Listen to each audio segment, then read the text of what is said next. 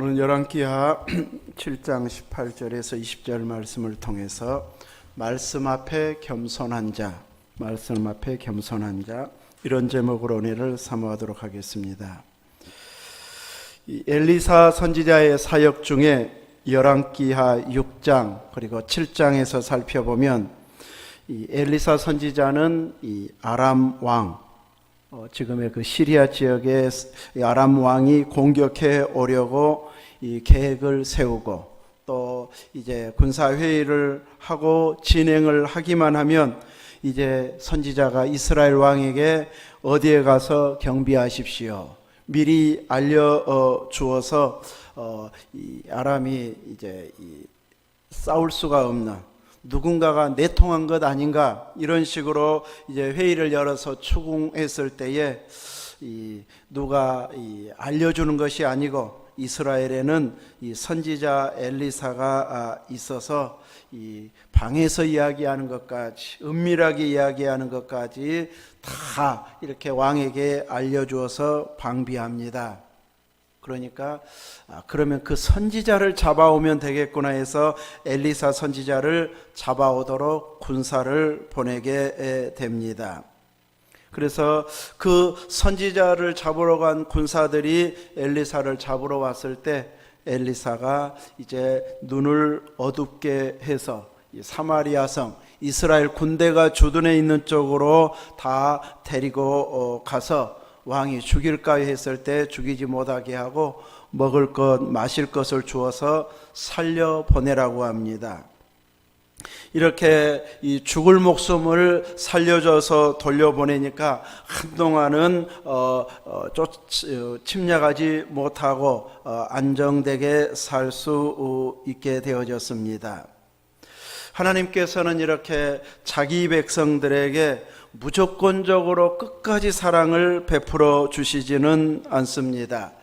그래서 이렇게 잘못돼도 도와주시는구나 하고 오해하면 안 되고 하나님께서 은혜 주셨을 때 혹 거리끼는 것, 걸리는 것 있으면 얼른 회개하고 철저히 순종하는 길로 나와야 할 것입니다. 그것은 바로 철저히 말씀대로 살고자 하는 이런 자세를 갖추어야 하는데 이 하나님의 말씀대로 사는 것이 우리의 행복이 되어져야 신앙생활하는데 큰 힘이 나고 또 즐거움이 있게 되어집니다. 사람들은 고난이 오면 어떻게 해서든지 해결하기 위해서 기도하게 되어지지만 일이 해결되고 나면은 이제 너무 그동안 고생했으니까 조금 쉬었다 열심 내자 이렇게 조금 나태해지기 시작하면 회복이 어려울 만큼 거기에서 헤어나오지를 못하게 되어버립니다. 이스라엘 백성들에게는 이렇게 그때그때 하나님의 선지자를 통해서 방비하게 하고 또 막게 했으면 더 하나님 의지하고 하나님의 도움을 구하면서 우상은 철저히 끊어버려야 되는데 그러하지를 못합니다.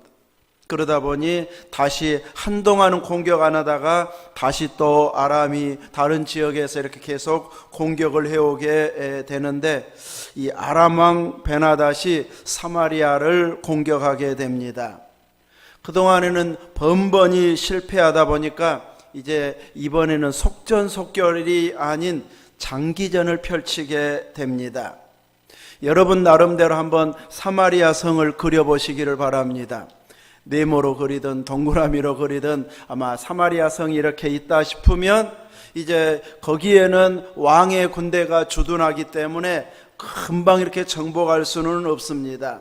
그래서 아람이 어떻게 하면 이 이스라엘을 공격해서 완전히 차지할 수 있을까 생각하다가 이 사마리아 성을 삥 둘러가지고 아주 전체를 삥 둘러서 요새를 막아버리는 자기 군사들로 아예 이제 꽉 막아버리는 둘러싸버리는 이런 전략을 펴게 되어집니다.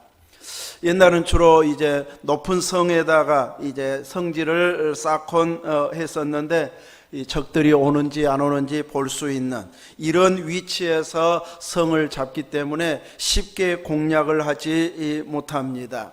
그래서 그 성을 점령하기 위해서 에워싸게 되는데, 이 이스라엘 왕은 군대와 성읍 사람들과 함께 사마리아 성 안에 있고 아람 군대는 밖으로 다 둘러 진치고 있는 이런 전쟁은 금방은 큰 피해는 없습니다. 막 총칼이 오고 가고 화살이 오고 가고 그래야 피해가 있고 또 불을 지르고 그래야 피해가 되는데, 이제 장기전으로 가버리기 때문에 다 에워싸고만 있습니다. 근데 오래 가면 뭐가 문제가 됩니까? 보급이 차단됩니다. 성 안에서 모든 먹을 것이 1년 내내 먹을 것이 있는 것이 아니기 때문에 밖에 있는 것들이 계속 이제 성문 안으로 들어와야 되는데, 그 아람 군대가 딱 막아버리고 있기 때문에 이제 밖에 있는 물자들을 또 식량들을 가지고 올 수 없는 이런 상황을 만들어 가지고 결국은 항복하게 만들자, 이런 전략을 펴게 됩니다. 광주 5.18 때 저는 고등학교 3학년이었습니다. 5.18이 한참 진행될 때에 광주 외곽은 전부 군인들이 막아버렸습니다. 그래서 광주 시내 안에는 아무것도 공급되지 않았고, 뭐 시내 버스도 남아난 것도 없고 택시도 뭐 운영될 수도 없는, 대중교통이 다니지도 못하고 또 물건들이 공급이 안 되다 보니까 장사도 할 수 없고 또 직장도 다닐 수 없고 우리 학생들은 학교도 갈 수 없는 그런 상황이 되어졌습니다. 이 체류탄이 얼마나 매운지 다 이제 평화를 되찾았는데도 10일 넘게 그 매운 체류탄 가스 냄새가 시내 안에 계속 남아 있었던 기억이 납니다. 그래서 학교도 못 가지, 직장도 못 다니지, 뭐 사업장에는 문도 열지 못하지. 그러다 보니까 날마다 할 수 있는 것은 도청에 가서 모이는 일밖에 없었어요. 그래서 날마다 도청에 왔다 갔다 하고, 또 앞에서 막 소리 지르는 사람, 또 구호 외치는 사람, 어떤 때는 막 교회별로 모이고 어떤 때는 또 지역별로 모이고 하면서 이렇게 계속해서 모임을 가졌던 기억이 납니다. 외곽에서 다 차단을 해버리면은 뭐 이제 기자들도 못 들어오고 외지 수도권 다른 데서 들어오지도 못하고 안에서 밖으로 나갈 때는 다 이제 군인들의 허락을 받아야 되는 그런 상황이 되어져서 한동안 고립된 이런 생활을 했어야 했는데, 사마리아 성이 지금 그런 상황에 처해 있습니다. 밖으로는 아람 군대가 다 포위해 버렸기 때문에 모든 보급 통로가 다 막혀 버렸습니다. 그래서 저장해 둔 것, 자기 집에 있던 것, 왕궁에 있던 것으로 처음에 살다가 나중에는 점점 식량이 떨어지기 시작하니까 비참한 일들이 벌어지기 시작합니다. 그래서 이제 애기를 먹는 이런 일까지, 뭐 죽으면 죽어도 그것은 안 먹을 것 같지만 이렇게 죽을 상황에 이르게 되니까 이렇게 먹게 되어져. 옛날 분들 막 말 들으면 막 애기가 막 이 닭으로도 보이고 막 먹을 짐승으로 막 헛것이 막 보인다고 그래요. 옛날 어른들 들어보면 막 이런 식으로 이제 헛것이 보일 만큼이 되다 보니까 이제 이 인고기까지 먹는 일이 벌어지게 됩니다. 그러다 보니 조금이라도 남아있는 것들은 가격이 엄청나게 폭등이 되게 되어지는데, 평소 같으면 천해가지고 먹지도 않고 가격도 쌌던 나귀머리가 품귀 현상이 일어나서 이제 아주 비싼 가격에 팔리고, 심지어는 비둘기 똥까지 식량이 되어져서 뭐 5세계를 줘야 될 만큼 이렇게 모든 것들이 돈화되어져서 이제 이 아주 비참한 생활을 그 안에서 해야 했습니다. 그래서 왕은 엘리사 때문에 우리가 이 고통을 당한다 이렇게 이야기하고 있고, 엘리사는 왕이 회개하지 않기 때문에, 회개해야 풀리는데 회개하지 않기 때문이다 하면서 그 말을 찾아온 사람에게 전하게 하고 있습니다. 그러면서 엘리사 선지자는 내일은 하나님께서 고운 밀가루 한 세겔로 한 스아를 한 세겔로 매매하고 보리 두 수아를 한 세겔로 매매하리라. 이런 날이 오게 될 것이라고 말합니다. 비둘기 똥 4분의 1 값도 다세 세겔인데 이제 밀가루 또 보리 두 수아 밀가루 한 사에 한 세겔 할 정도로 완전히 가격이 폭락하는 이런 날이 올 것이라고 전했을 때에 왕이 의지하는 한 장관이 이야기합니다. 하늘에서 여호와께서 하늘에서 창을 내신들 어찌 이런 일이 있으리요.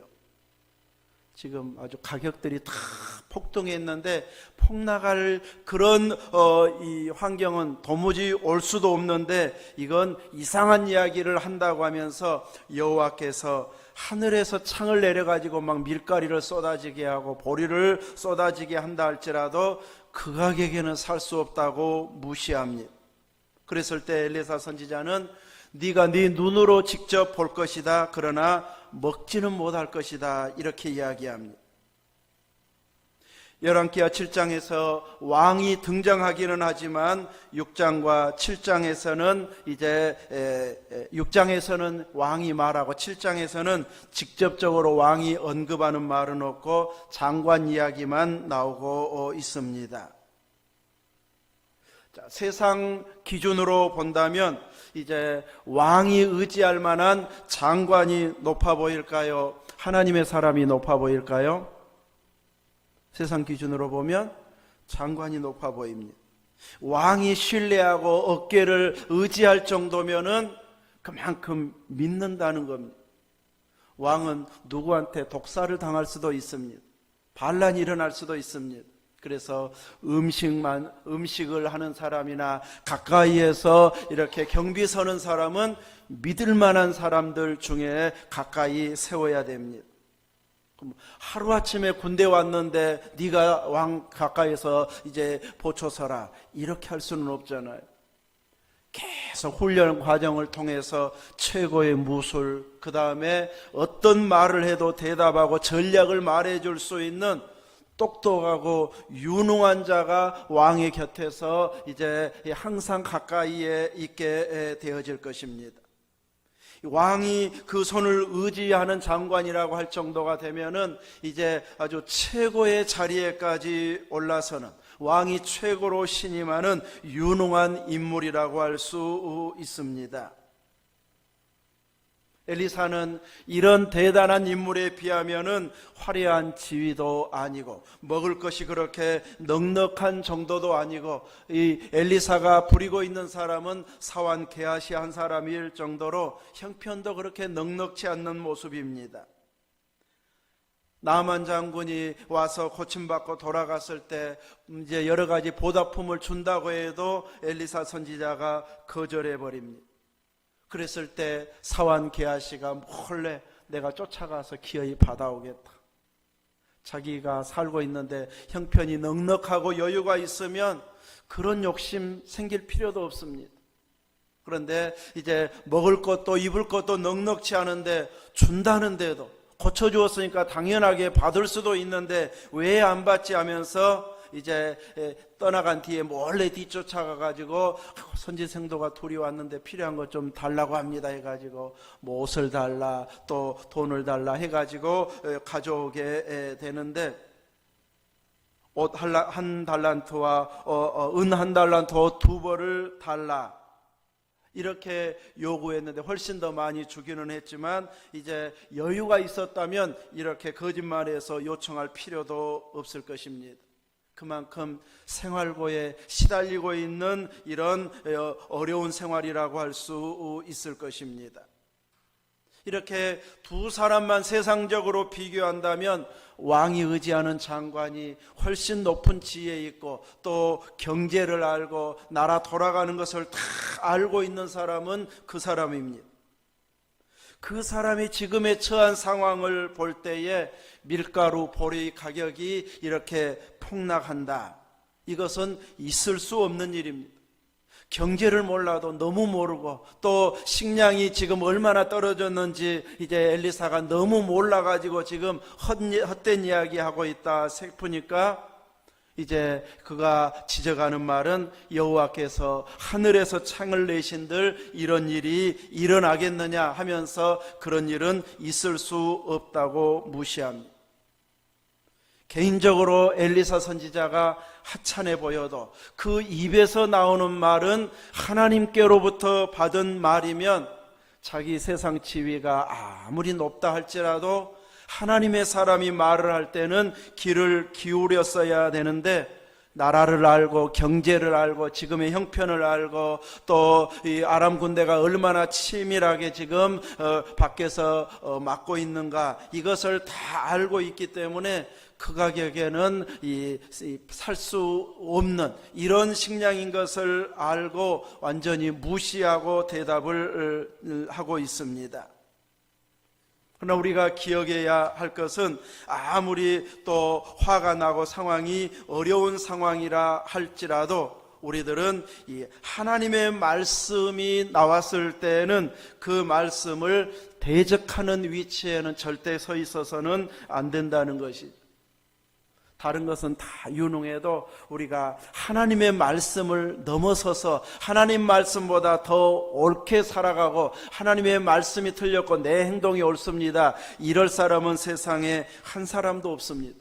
그래서 아무리 내 생각에 이것이 옳은 것 같아도 하나님의 말씀에 있는 것은 이제 거절하거나 방해하거나 반대하는 자리에 있으면 자기가 오히려 화가 임한다는 것을 알고 그 말이 내 입에서 나오려고 할 때는 얼른 입을 닫는 것이 지혜로움입니다.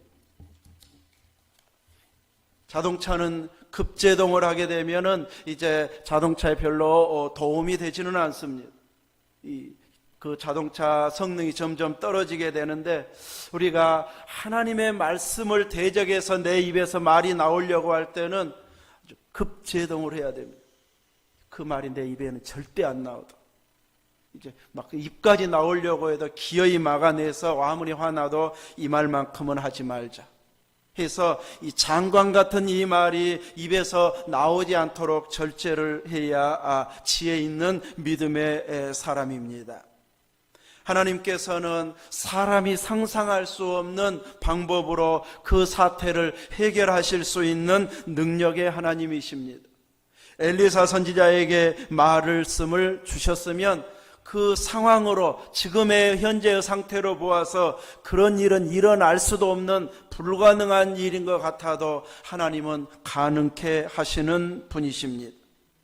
그래서 엘리사 선지자의 입에서 나온 그 말대로 가격이 폭락한 식량을 살 수 있는 길을 만들어 내시는데 그것은 아람 군대를 물리쳐야만이 올 수 있든지 아니면 외국의 원조를 받아가지고 그냥 이제 성 안으로 떨어뜨려주면 모를까 다른 방법으로는 해결될 수 없는 장관 말처럼 하늘에서 창문이 열려야 해결될까 싶은데 그런 일은 일어날 수 없기 때문에 그런 일은 안 된다고 말할 만한 지금 상황입니다.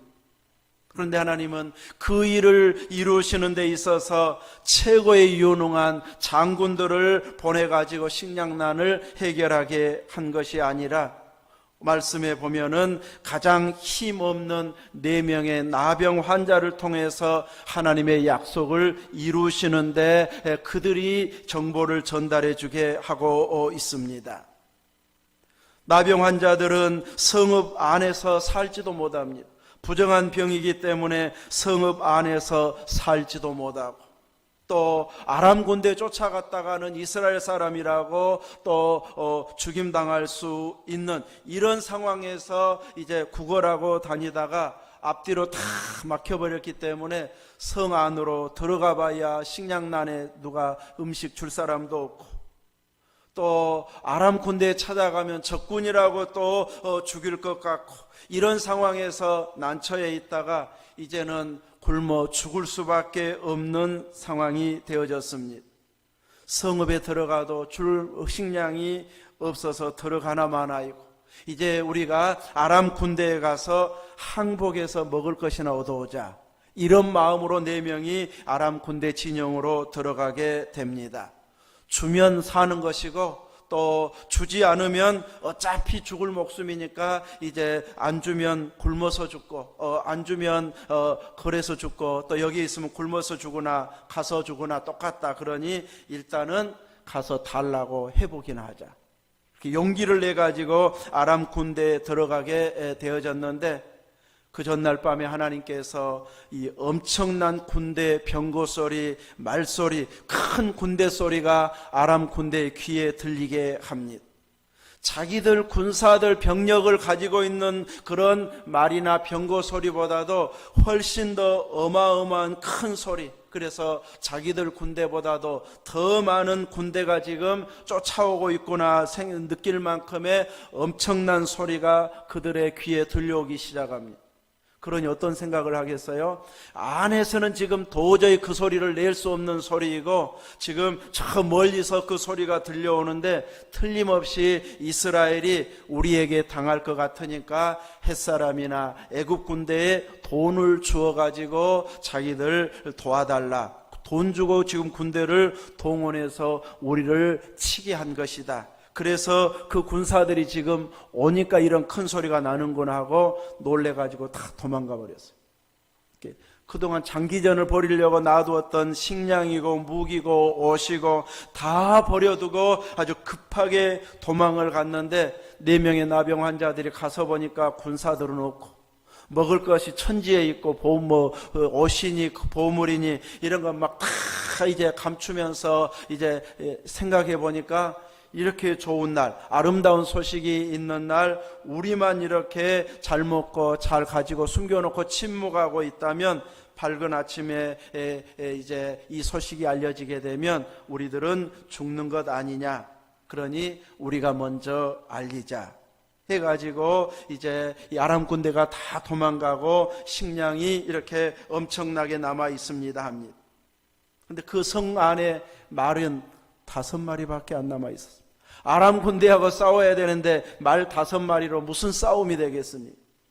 그럴 정도로 말까지 다 굶어 죽거나 잡아먹어가지고 이제는 싸울 힘도 없는 그런 상황이었기 때문에 그 장관이 그런 이유 때문에 그 말이 나올 수밖에 없는 상황이었습니다. 그런데 아람 군대가 다 도망을 가버리니까 그 식량을 차지할 수 있는 기회가 오게 되어졌고 그 소문이 삽시간에 성 안에 퍼지게 되어집니다. 그래서 모든 사람들이 아람 진영에 가서 식량을 구해오자 하고 이제 한꺼번에 몰려 나오게 되고 이러다가는 큰일 나겠다 싶으니까 왕이 장관에게 이 성문을 지키라고 그럽니다.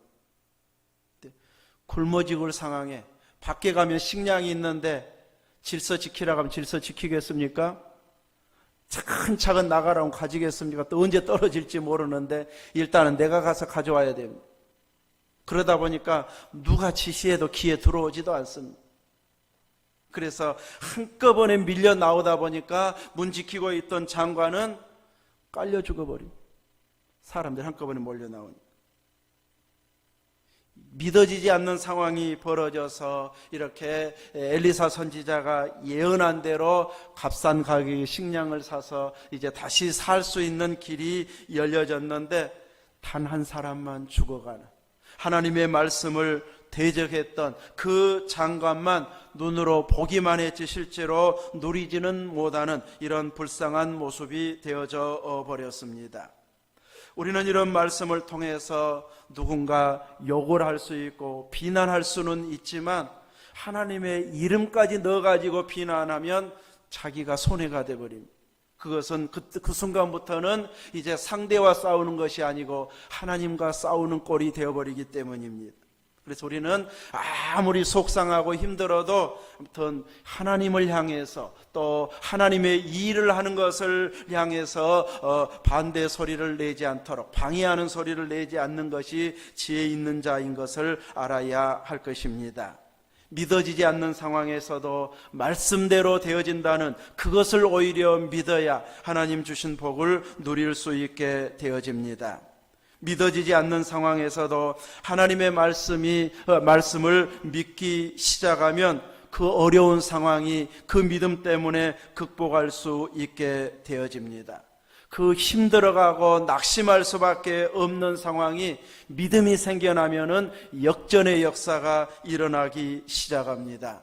그래서 우리는 위기 때일수록, 힘들수록 더 말씀을 붙잡고 기도하면서 하나님 마음에 쏙 드는 말, 하나님 마음에 쏙 드는 행동을 계속해 가지고 그 위기 상황이 벗어나게 해야 지혜 있는, 믿음 있는 자의 모습입니다. 우리가 신뢰하고 의지할 분은 하나님 밖에 없습니다. 그리고 그 말씀밖에 없음을 알고 우리들은 이 말씀을 귀 기울여 들으면서 내가 행해야 할 말씀이 무엇인가를 우리는 귀담아 들어야 됩니다. 설교를 듣다가 목사님 설교 잘하는지 못하는지 다 목사님은 잊어버리고 말씀만 딱 남아있는 사람이 제일 은혜스러운 사람입니다. 믿음 충만한 사람입니다. 이렇게 우리들은 말씀을 읽으면서 들으면서 내가 오늘 행할 수 있는 말씀을 하나만 붙잡자 이렇게 생각하면서 딱 내 것으로 삼아버리면 한 주 한 주 갈수록 우리의 믿음은 더 깊어지게 될 것입니다. 우리는 하나님의 말씀을 대적하는 자가 아닌 말씀 앞에 겸손히 엎드려버리는, 아무리 화가 하늘까지 치솟을 만큼의 분노가 올라온다 할지라도 이 말씀 앞에서는 바로 엎드려 버릴 만큼이 되어지면 그를 통해서 하나님은 놀라운 역사를 이루시게 될 것입니다. 이렇게 하나님의 말씀과 함께 가고 말씀대로 이루어질 것을 믿고 나아가고 그 말씀 안에서 자신을 쳐서 복종시켜서 겸비해지게 된다면 우리의 힘겨운 상황은 금방 바뀌어져서 이제는 감사하고 찬양할 수 있는 환경으로 바뀌게 될 것입니다. 여러분의 주어진 상황 속에서 이렇게 말씀과 같이 가는, 말씀을 끝까지 신뢰하고 믿는 이 믿음의 길을 철저히 걸어가는 신앙 되시기를 주님의 이름으로 축원합니다. 아멘.